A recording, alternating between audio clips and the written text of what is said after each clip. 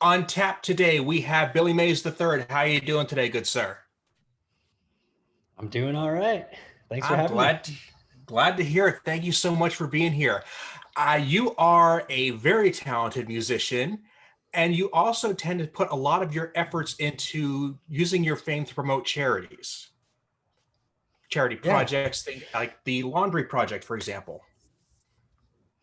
Yeah, so that actually is a friend of mine's thing that he started where which for people not familiar is they go to laundromats in like underserved communities and do free laundry days, and they'll put up signs and say come do your laundry for free, and they have a bunch of volunteers and they get as much laundry done as they can. They bring tons of quarters and soap and stuff, and they do all kinds of loads of laundry that day. And so that was what I thought would be the best first real like partnership for my little charity thing that I was doing at the time. And I still I've raised a decent amount of money for them. And now we're sort of moving on to the next thing, which hasn't yet been defined for the project. But And yeah, that's fine. I won't beg you for details on something that's not quite ready to go public, but I yeah. mean, just you did this because when you're really down on your luck, possibly homeless or just in a bad stretch, just getting clean clothes can sometimes make a world of difference.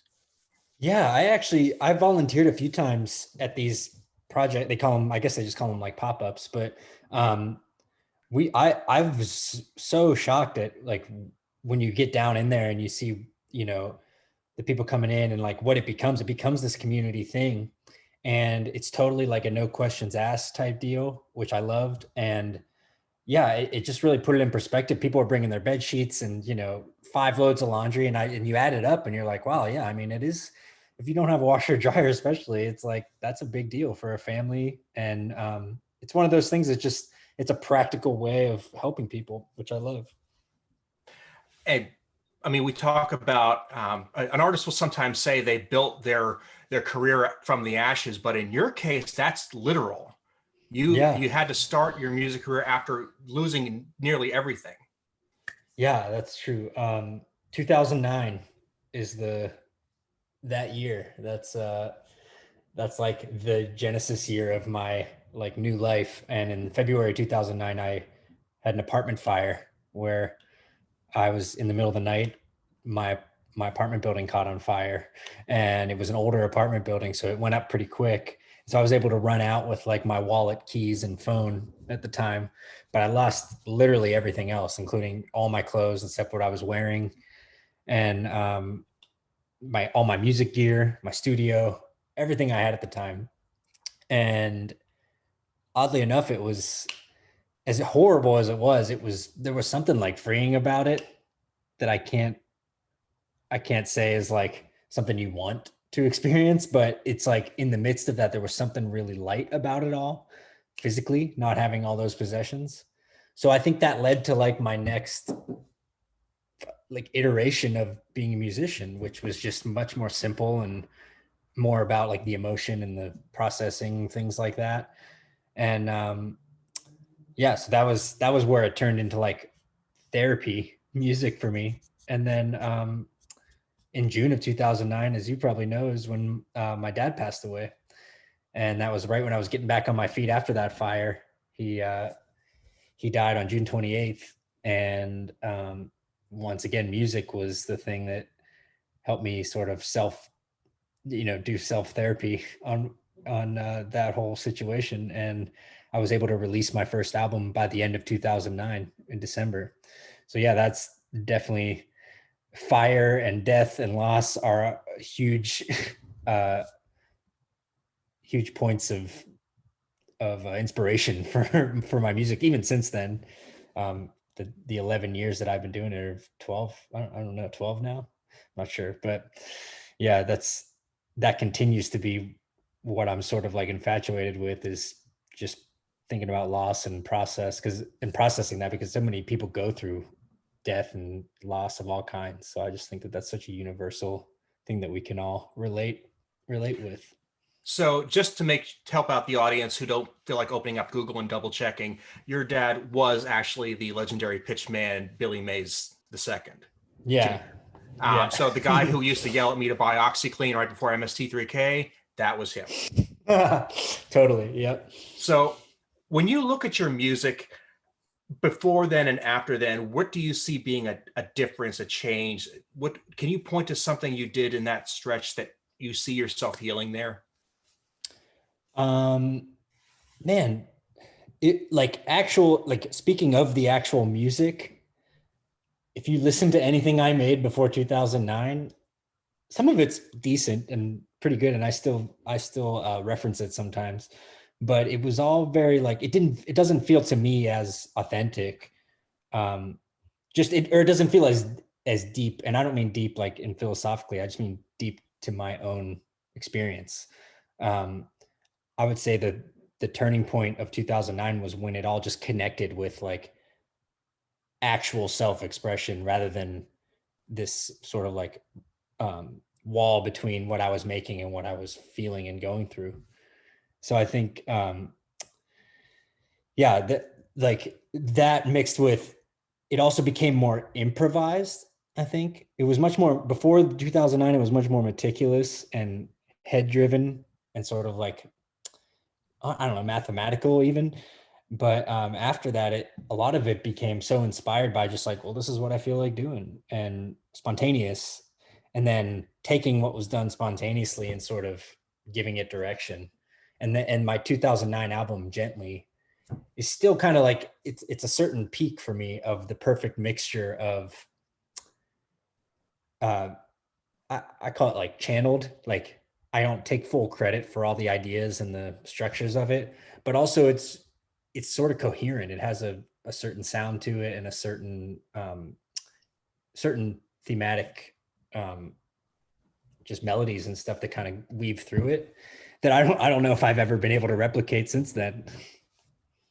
And so what I'm hearing is that you were technically proficient before 2009. You had your skills down, you were practiced, but it was the events of that year and maybe what was going on in your headspace that just kind of helped you push those skills into you were almost on autopilot when your emotions took over. Am I putting words in your mouth? Yeah, no, that's I would say to even take it further, I would say that before 2009, probably a big something that really colored my music was not feeling proficient enough in my technical ability. So therefore, maybe that led to like trying to prove myself technically and like learn these complex things. And on guitar, I'm doing that because guitar. And then I think maybe what happened is sort of just like giving up the idea of like technicality being the interesting part of the music. And that goes for even like what I became interested in listening to was I really liked imperfect things and people who were self-taught and things that didn't really make a lot of sense musically and even production wise, things that were less polished. And that's where I find myself now is like I totally appreciate technicality and like classically trained musicians, but I really love when people are just sort of trying things out and it's not perfect, but you appreciate the chances they're taking. And that's how I kind of I have a lot over the last 12 years that I look back on that the music isn't quite what I envisioned it to be, but I'm glad that it exists the way it is in its imperfection. And that's where you're going to find new ideas and new music come from is people who take a risk, maybe three-quarters of it sticks and the rest you say, well, okay, that didn't pan out, but that's where inspiration comes from, that's where innovation comes from. Totally, yeah. I mean, that's what excites me is like hearing something and just having my mind blown, just even at the most simple tweaks of something that I might be used to. I just love that feeling of something that you're surprised that that's how someone decided to take it. Like someone decided to look at something that way and then express it that way. And and then being like, wow, that's so simple. Like anyone could have stumbled onto that. And that's what's beautiful about it. Can you give me an example? Musically or just in Sure. general? I mean, in Yeah. general, you're I yeah, share. I don't know. I don't know. I think there's something about there's something about like simplicity in music that when somebody uses something very recognizable, such as a chord progression or something, but it just manages to flip it in such a way that you've never heard it that way or it feels different. I think that's sort of the balance that I would like to strike and that I try to strike when I'm improvising and stuff like that. Is sometimes I have to remind myself to just don't worry about if this one chord to the other chord is the one that I always go to. If I'm playing it in that moment, I can really play it to where it doesn't matter if it sounds very pedestrian, or I don't know what the word is, but basic. Even if something sounds basic, it's sort of like a jazz thing, like there are no wrong notes kind of thing. If you just sort of like push on that very simple thing, I think you can find magic in that. And I think that's what I'm talking about when I say that. That's at least part of it. Awesome. I mean, full disclosure, when it comes to music, I consider it almost a form of sorcery. I'm not good at any form of music whatsoever. When people are saying, well, if you take this riff from this song, it sounds like this riff from this song, and one person clearly copied the other, I'm like, I'll take your word for it, because yeah, you're talking to the wrong person. So when you say stuff like that, that makes sense to me. Okay. Yeah. I kind of get what you're saying though too, in that like people pull those things out of anywhere sometimes, like, oh, that there's plagiarism in music. Mm-hmm. Like there's only so many notes you can do and so many combinations of them. Mm-hmm. And it's okay that a lot of pop songs use the same chord progressions and stuff like that. It's not a huge deal. I just think the good ones are the ones that like really put a human touch on it. Right. I mean, I would think so. And we're wired to respond well to certain patterns and certain tones and not to others. That's just in our biology. So people could make the case that music is far more biological than we give it credit for. I'm not qualified to say yes or no, but people have said that. So again, to your point, that you can't just say this is good and this is bad, this is creative and this is not, when there's a sense to how you're doing things. And I'm saying, when you finally get those basic skills down and then you have an emotional reason to go a step further, that's just a process. Yeah, totally. So, but instead, like I said, instead of going ahead and just running with your music, which again, you've had a fair amount of success at that, you dedicate yourself to trying to go a step further and help other people along. And that's, I mean, you can see that in the experience you had. Well, on that, like there, it's sort of the other side of what I'm out there doing. And I look at it as like music is my sorcery, let's say. And then, really anything pertaining to the recognition of my name and my dad's name and my dad's face, based on that, like there's this sort of magic that I call it like meme magic, where my dad's face and image conjures up such memories for people and energy from people. It's like people are excited to hear that, or to just, it's just like sometimes it's just like a fun thing they learn in their day, is that they're connected to that guy's son. And it's just like, that's fun. It's not, I don't look at it as like life-changing for anybody, but I noticed that people love to make memes and share videos and parody my dad. And they're, do you know how many times I've had it sent to me in the past year,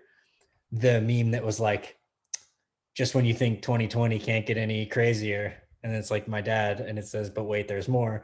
And like right by the end of 2020, I was like, okay, like people were sending me that all the time. And then right on New Year's 2021, it evolved and it went to, you thought 2020 was bad. It was like, but wait, there's more. And it was 2021. And so just the way that he shows up with that is powerful enough that, I would just like to take that energy and do fun things and do hopefully helpful things with it. So I think I'm only at the beginning of that. I think the raising a little bit of money through different tribute projects has been good. And then, I have my sights set on doing fun things, such as I really want, and this is sort of like, I might be way off base here, but I really want to collaborate with Funko and do like a Funko Pop Billy Mays figures. They make everyone else. and I want to like do it for charity, and just sort of like make it a fun thing, even if it's just like super limited edition, just to sort of make it rare. I just think that would be great, and it could be a little project on itself, like very effortless, just, you know, people trying to collect those and stuff. When we started off, I deliberately didn't make the immediate link to your dad because you're your own individual. I don't want to just throw everything on that horse, but I am glad that you brought it up, and I do want to kind of look at that because there is a fame, and your dad does bring up a lot of good memories for people. And that's something that I think we don't have a whole lot of sense of now, is just the fact that something can be, well, you can just latch on to a good memory and turn it into something awesome, which is exactly what you're doing with these projects. Yeah, I'm surprised by the amount of, you know, current, even current, like younger generation people know my dad only through memes and only through jokes and stuff, which I think is hilarious. And uh, I think it's great. So I run a little thing, billymays.org is where I host these little projects, but a section of that site, I call it the museum. And it's like, you know, you can go there, and there's a whole section of just memes that I've collected. And I'm trying to add to it as much as I can as I find them or as people send them to me. But then there's like a tribute art section, and there's like a video section where I just kind of put rare videos up, because, you know, a lot of people have seen the basics, the OxyClean and the different commercials, but there's a lot of like obscure ones, and there's even some skits and just things that, you know, right when my dad was becoming most famous before he died was, you know, when these things were popping up. So I can only imagine where it was going to go. So there was a lot of energy there right when he passed away. A lot of people don't know that he was signed to be the spokesperson for Taco Bell when he passed away, Did and they not know never that. got to shoot anything.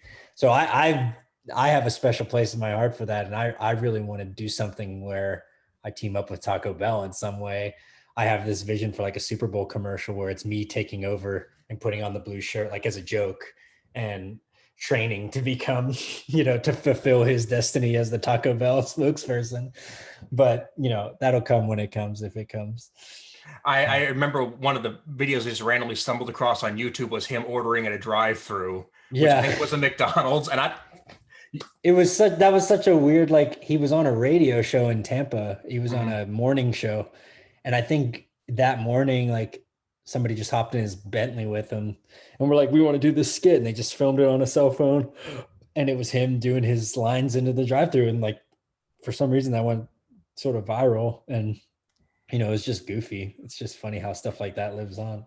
You make a really solid effort to go in there and say, the world saw him from this extremely persuasive, high energy, high volume persona, which I'm sure there was a huge element of truth to that. But you said, but he was actually a much softer spoken, kinder person when a camera wasn't rolling.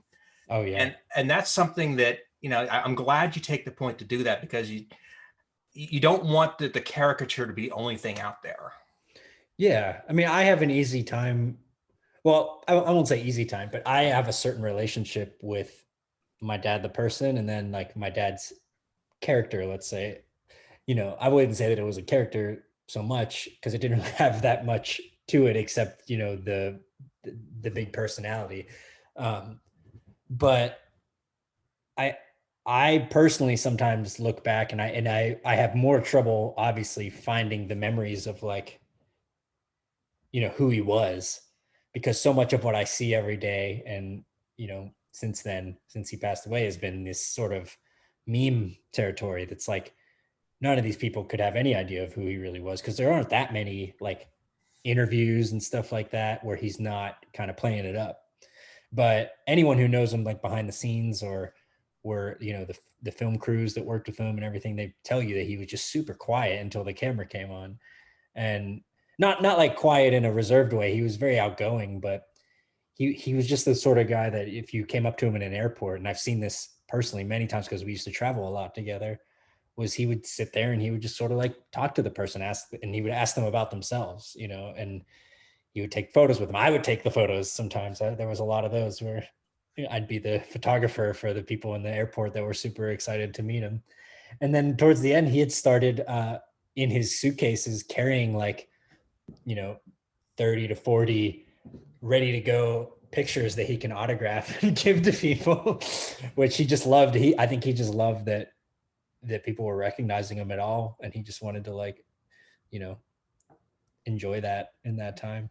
That's really amazing. And when somebody loses, I have a history similar to what you're describing, and I've talked to a lot of people who have lost people in the recent past, and I've kind of started to say to them, because you don't know what to say to somebody when they lose somebody. You say, well, I'm sorry, and you are, but that doesn't really seem like it's enough. And you try to say, well, it was God's plan, or it was there's so many things you want to say that aren't going to help. But what I've started to look at is when you're sad because somebody that meant a lot is no longer here, and what you want is for the world to have that experience of having them around.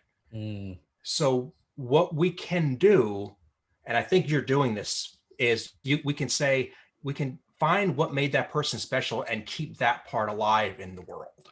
We can be what that person was in our own way. And I think that helps people in a way that the other things don't. Yeah. I have a lot of my partner, my life partner, her name's Katie. She is sort of a,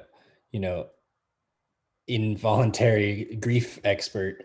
She has experienced some pretty big loss, but in the past few years, she's turned it into a newsletter. It's called My Sweet Dumb Brain. And, a lot of it is sort of like what you're saying, like, what do you say to someone who's going through the biggest loss of their life? And you're right. Like, people don't want to hear it was God's plan, or they're in a better place now. Like, they don't want to hear stuff like that. But I do think it can be helpful to give it. And I don't even, it's not like a silver lining type thing. It's more just like, yeah, this sucks, and this is part of life. And, like, don't discount that you keep them alive by feeling this right now, and by continuing to feel that, not just like forgetting them and not pushing that feeling away. Because I don't know, there's a lot of media out there and stuff that does a great job of saying this kind of thing, but you gotta love the Marvel show, WandaVision recently. That line from Vision where he said, "What is love, or what is grief if not love persevering?" And that was something that you could tell that spoke to a lot of people, because it's, I don't think grief and loss have been very accepted in our society, and only in the past few decades have we had language around it, and sort of talk about death openly more and more. Not that it's something people want to talk about all the time, but I love seeing that kind of thing in mainstream media, where, in WandaVision, for instance, that they say that the big bad, the villain of that show, was grief, was Wanda's grief. And I think that that's amazing. Like, that we're accepting that is our big collective, not enemy. It's our collective shared feeling that we can all relate to in some way. Yeah. I mean, I'm a huge comic book fan, so shows like WandaVision are right up my alley. And I think one of the handicaps they've had until extremely recently was that in comics, there was the joke that nobody really died. So it was very hard to put any hooks in grief, and it didn't have any teeth if you thought that character was coming back. And now I think they're just becoming willing to play with the idea that if they commit to that, the idea of exploring a real life person's grief becomes real. Yeah. And it was amazing how they were able to do that with Vision, who this was his, I guess, third time coming back to life. And then they even ended it where he could come back again in some form, and you still feel like she lost him. And that's kind of like the perfect way to kind of preserve that, like, the possibilities are endless in comics for people to come back from the dead, but also, she'll never have that. So I think it's great. And I'm a big comics fan too. And I've actually just recently been reading tons of Marvel comics in the Marvel Unlimited app. And it is crazy how convoluted and confusing some of the storylines get compared to the movies, but that's a whole other. Yeah, whole other subject. I long ago learned to stop trying to compare the comic storylines with the movie storylines because it just ended badly for me, no matter how it went. Yeah. I I, remember, I I personally think the movies do a great job of pulling all the best elements of some of these storylines, but simplifying them and Mhm. making them easier to digest. And I think they're doing better than ever in some ways with directions they could have gone if they were trying to stay too true to the comics compared to these really good deep stories, but maybe it doesn't hit all the things that the comics did. Yeah, the comics, you have to keep in mind they're trying to sell the next issue and they're trying to get you Hmm. to read other stuff. So there's little hooks in the rest of the universe that maybe don't need to be there if you're just telling one story. Yeah, totally. And that's forgivable. It's just part of knowing how the media is made. Hmm. Uh, but is there a certain story that really grabbed you? In the comics, Yeah. actually, last year, early last year, I read the Vision comic, the one where I think it was a lot of the inspiration for WandaVision, but it was Vision creates a family of other Visions. So his wife and two kids and the dog Sparky. And like Scarlet Witch is barely involved in it, but I love that story because it was about Vision's wife who's like sort of a real being and sort of not, and she accidentally kills someone, and and then they have to sort of deal with like an android having deep emotions. And I just thought it was great. And I think it came out within the past 5 years. It's pretty new, but that one like was kind of what made me be like, oh, I should dive way deeper into some of these stories. And That's yeah, good. some of them are just kind of washing over me right now. Like right now I'm reading the Captain America Sam Wilson series, and like it's okay, but it's sort of just like there's not that many deep concepts, and it's kind of just surface level and fun to read, but it's not like I'll go through little things where I'll be reading like three of them at a time passively. And I'm like, these are okay, they're fine. And then I'll get hooked on one and it's just like, this is amazing. I got to finish this out. And how sometimes they kind of just like peter out, or they go too long, or they shift into another series with different artists and stuff. And yeah. I'm kind of going through a phase now where I'm deliberately reaching beyond my comfort zone and reading characters and stories that I really haven't read before, or at least going back into eras when I haven't read a lot and just trying to. And it's been rewarding because I Cool. went through a phase. I read comics like crazy all through the 90s, hit the mid 2000s and stopped for a lot of reasons, mostly because I just wasn't enjoying what I was reading at the time. And now that I'm coming back and picking and choosing, I'm feeling like a sense of renewal. Like, okay, I have this freedom, and a little bit of it comes from having the money to buy the comics. Not gonna lie, Mm-hmm. but Mm-hmm. it's there's a whole universe out there. Yeah, I love it, man. I'm like, I was kind of a late comer. I think I had read maybe in the early 2000s. I had read some things here and there. I remember reading like Marvel Zombies and just like things like that were just popping up, like more special events. And I think in the past like 3 or 4 years, I've just been like, I'm gonna do what you're doing and just deep dive into some things, and I've been loving it. It's kind of an awesome medium, and I personally love doing it on the app where you can sort of swipe over and it goes panel to panel, Mhm. and it adds some kind of cool little motion effects too sometimes if they drew the panels that way. Yeah, but I don't know. I, a lot of people are down on that. I don't read comics that way, but I can see the appeal, and Yeah, I think I that think that's it would what. be great on a tablet. I read it on my phone, and sometimes they're too small, and I got to go widescreen and like flip my phone, to get to read the text. But I think it would be absolutely perfect for the because they also have it so you can zoom in and do all these different things if you don't have it set up that way. But yeah, I think it's great. You get to the point now where you realize most of the comics are being drawn by computer or on digital tablets. They never actually see paper in any form. Hmm. So, is there really the necessary step to put that on paper at the end of the process when they've never been on paper before? Yeah, I mean, I think as a collectible, that's always fun. I love things like that, and I'm actually writing a short graphic novel at the moment. Or it's Really? written, yeah, it's written, and it's probably only about 12 to 15 pages, but it's sort of serving. I'm about to collaborate and hire this really awesome artist to basically just do it. And that's going to serve as sort of the script slash storyboard for the short animated film I would like to make out of it.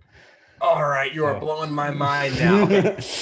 I know you probably don't want to give me a lot of details at this stage of the creative process. That's fine. But what got you going in that direction? um, I don't even know if it was from reading comics. I think I actually, back in maybe 2007, let's say, I had written this treatment, let's call it, for a short animated film. It probably would have ended up being like more of a music video for my music at that point. And this isn't even the idea that I'm talking about, but it's the next one that I would like to do. Is I've sort of unearthed that treatment, and I'm like, well, if I do this first one, I can do this more intense one. That's, whatever. So I I think that it was always going to be like, oh, I have this animated short film written, and I love it. I've explained it to a bunch of people, and they're like, that just works. And it's a really simple thing, and I'm not like, I usually don't come up with things that simple that are that appealing to people on like a general level. Like my music is very abstract and experimental, so I always feel like I have to explain it or preface it. Whereas this, I feel it's just a story, and it's short, and you could watch it in probably 5 to 10 minutes at the most. And the problem is, I never thought, I can't animate it. I don't know who's going to animate it. Animation seems expensive. Um, so I think maybe reading these Marvel comics has sort of made me realize it would be much easier to turn it into a little graphic novel first, and it totally would work as a graphic novel as well. So it may stop it being a graphic novel and just be that, and be this little short thing that I sell at my shows.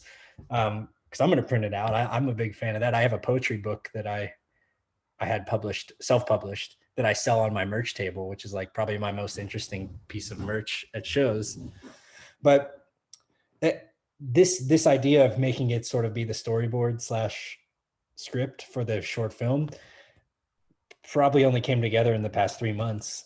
Um, and I think the best example of this for me is that, are you familiar with the movie The Fountain?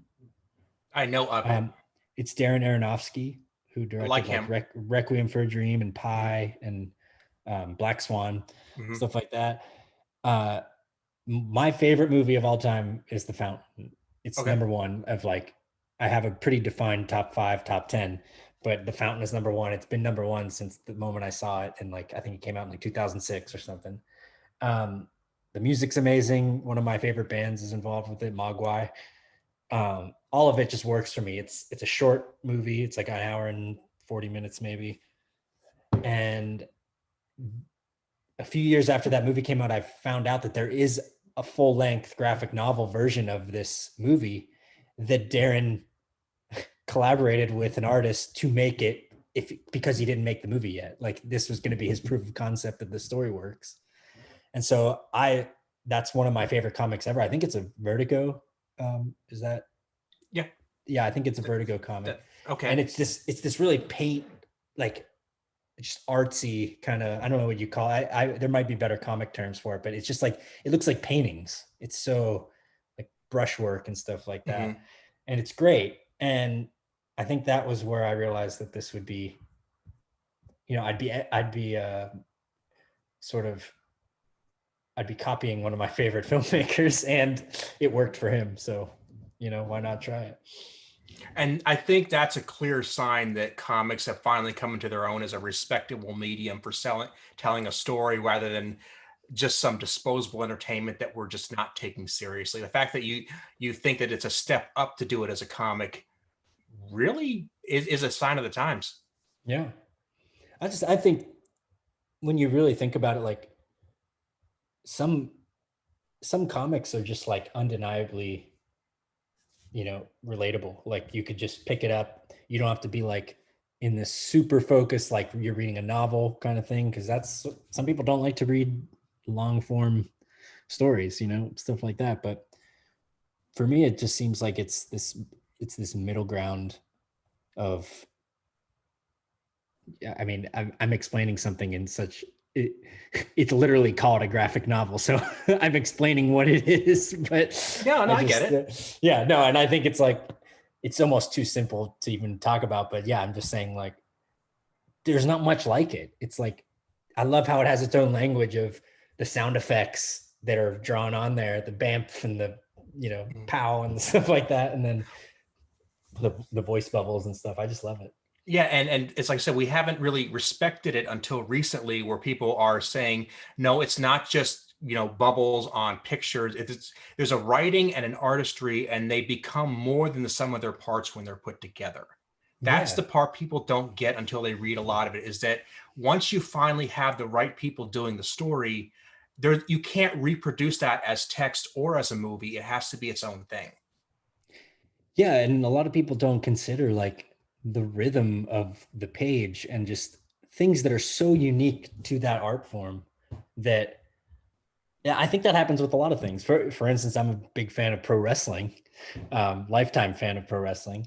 And you could write it off as just like this fake thing where people are just people in underwear, just like fake beating each other up.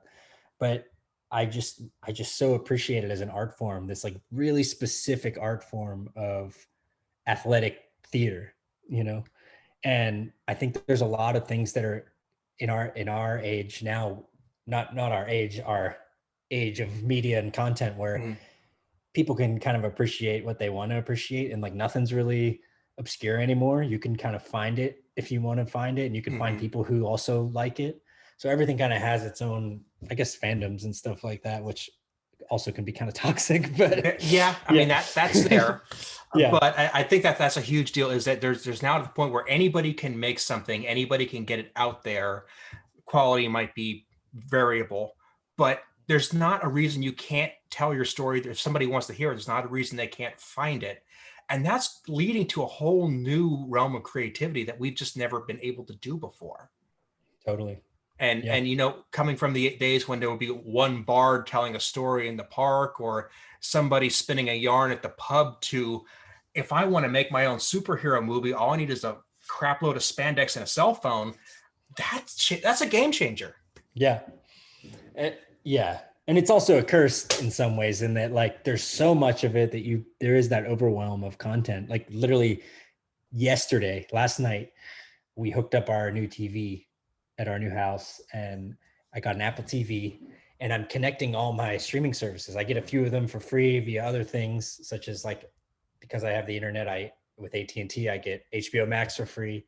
So I have Netflix, HBO, Apple TV Plus, Disney Plus, there's literally 8 of them.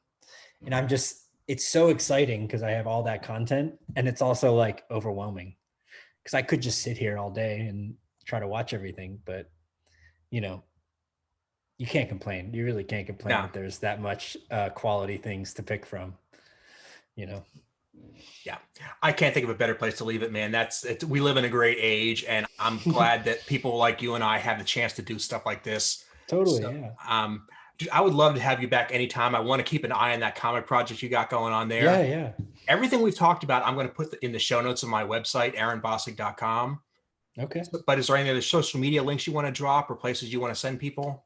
Um, I have a Patreon account, patreon.com/infinite third, and it's 333 a month. And I sort of have made that my sort of like private community, where I've kind of stopped just sharing everything that I do and everything that I make, whether it's live videos or whatever. I've kind of stopped just constantly sharing it all. And a lot of times I'll just only release it there for the patrons, because they're the people who care and they're actually invested in what I do.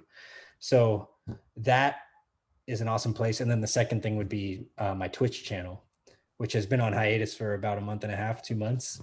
But this studio behind me is all this week is about to have a green screen and lights and my camera set up and everything. So twitch.tv/infinite third. Um, I'm hoping that the first weekly stream will be back in May, and I'm going to do Friday night streams 7 to 10. So Eastern time. So those are the two things I can think of that would be great to connect with people. Awesome, awesome. Billy, thank you so much for being here. It's meant the world to me, and I hope to have you back sometime soon. Yeah, anytime. Let's do it again.